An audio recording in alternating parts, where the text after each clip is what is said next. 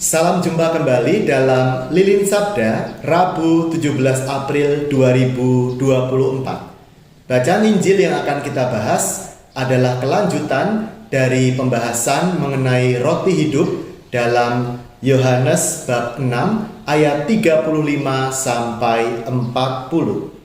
Mari kita baca. Kata Yesus kepada mereka, "Akulah roti kehidupan. Siapa saja yang datang kepadaku, ia tidak akan pernah lapar lagi, dan siapa saja yang percaya kepadaku, ia tidak akan pernah haus lagi. Tetapi aku berkata kepadamu, sungguh pun kamu telah melihat aku, kamu tidak percaya. Semua yang diberikan Bapa kepadaku akan datang kepadaku, dan siapa saja yang datang kepadaku, ia tidak akan kubuang.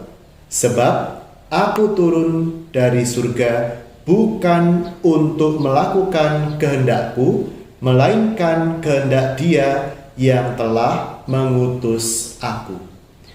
Saudara-saudari yang terkasih, ayat yang terakhir saya baca tadi, ayat 38 berbunyi, "Sebab aku telah turun dari surga bukan untuk melakukan kehendakku, melainkan kehendak Dia yang telah mengutus aku."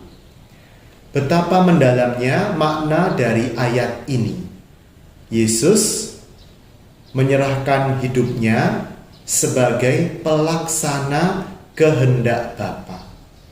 Yesus yang adalah Allah Putra taat kepada perintah Allah Bapa.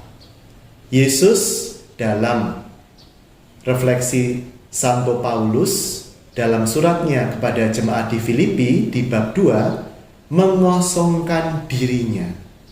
Itulah misteri kenosis atau misteri pengosongan diri Tuhan Yesus di hadapan Bapa.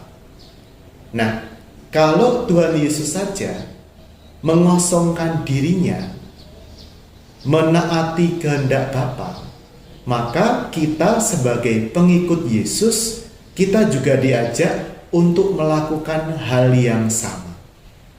Dalam hidup kita sehari-hari, hendaknya kita mengosongkan kehendak-kehendak pribadi kita dan menggantinya dengan kehendak Tuhan sendiri. Artinya apa? Kita menyesuaikan diri dengan kehendak Tuhan.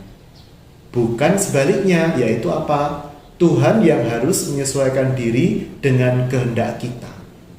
Maka kita menjadi sangat marah atau sangat kecewa, kita ngambek ya ketika Tuhan misalnya tidak atau belum mengabulkan apa yang menjadi doa-doa kita. Padahal seharusnya yang terjadi adalah apa?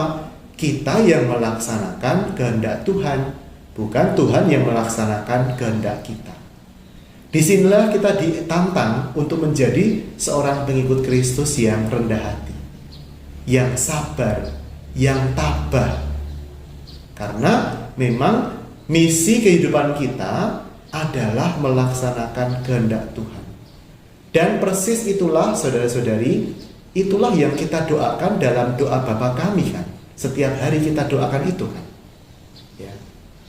Jadilah kehendakmu di atas bumi seperti di dalam surga. Maka sungguh sabda Tuhan hari ini menantang kita. Ayo kita belajar dengan rendah hati untuk menjadi pelaksana sabda Tuhan. Kita izinkan Tuhan meraja dalam hidup kita. Kita mencoba untuk melepaskan dari apa yang seringkali menjadi ambisi pribadi kita. Dan kita membiarkan Tuhan yang kehendaknya semoga terlaksana dalam hidup kita sehari-hari, dalam hal sederhana yang kita lakukan, dalam pelayanan kita yang sederhana, pekerjaan kita, pengabdian kita untuk masyarakat, gereja, dan sesama manusia. Tuhan memberkati, keluarga kudus menyertai kita, dan berkat Allah menguatkan kita dalam nama Bapa dan Putra dan Roh Kudus. Amin.